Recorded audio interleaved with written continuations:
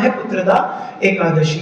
इसकी कथा को हम सब लोग श्रवण करें। कहते हैं द्वापर युग के प्रारंभ में महिष्मती नाम की एक नगरी थी, जहां महिजित नाम का एक राजा राज्य करता था। परंतु पुत्रहीन होने के कारण राजा सदैव दुखी व चिंताग्रस्त रहता था। उसे वह राज्य दुखदायी प्रतीत होता था।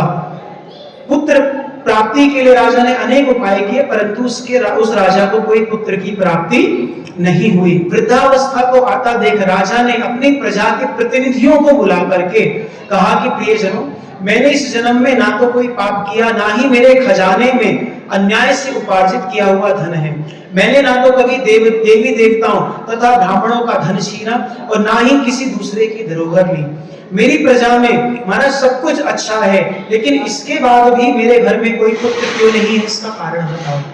राजा महिजित की इस बात को विचारने के लिए मंत्रीगण तथा प्रजा के प्रतिनिधि वन को गए और वन में जाकर वे राजा के हित के लिए एक श्रेष्ठ तपस्वी की खोज में लग गए। इतने में एक आश्रम में अत्यंत वयोवृद्ध धर्म के ज्ञाता बड़े तपस्वी उन्हें महात्मा लोमश दिखाई दी। लोमश ऋषि का नाम हो सकता है आपने शास्त्रों में श्रवण किया हो।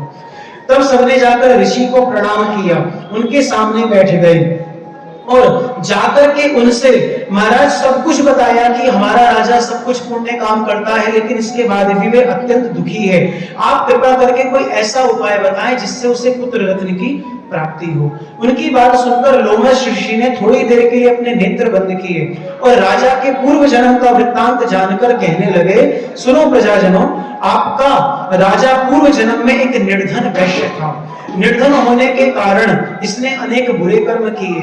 वह एक गांव से दूसरे गांव व्यापार करने के लिए जाया करता था। एक समय ज्येष्ठ मास के शुक्ल पक्ष की द्वादशी के दिन मध्याह्न काल में के समय जब वह 2 दिन से भूखा प्यासा था, एक जलाशय पर जल पीने गया। इतने में वहां एक बछड़े के साथ प्यासी गौ भी जल पीने के लिए आ पहुंची।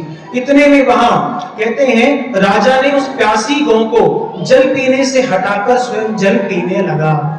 अगर आप कहीं जल पी रहे हो जलाशय आदि में और वहां पर आपके समक्ष कोई गौ माता आ जाए या आपसे श्रेष्ठ कोई ऋषि मुनि व्यक्ति आ जाए, तो आप पहले उनको जल पीने दीजिए, आप जल बाद में पीजिए। कहते इसी पाप के कर्म के कारण राजा को ये दुख सहना पड़ रहा है। प्यासी गौ माता को जल पीते हुए हटाने से पुत्र ना होने का दुख उनको लगा है। ऐसा सुनकर प्रजाजन कहने लगे, हे ऋषि, शास्त्रों के अनुसार आप इसका कोई उपाय बताइए। तो लोमश ऋषि ने कहा, श्रावण मास के शुक्ल पक्ष की पुत्रदा एकादशी, जिसको पुत्रदा एकादशी ही कहते हैं, उस समय आप सब लोग रात्रि जागरण करो और उस व्रत का अनुष्ठान करो। उसके फल से तुम्हारे राजा के यहाँ पर पुत्र की प्राप्ति जरूर होगी।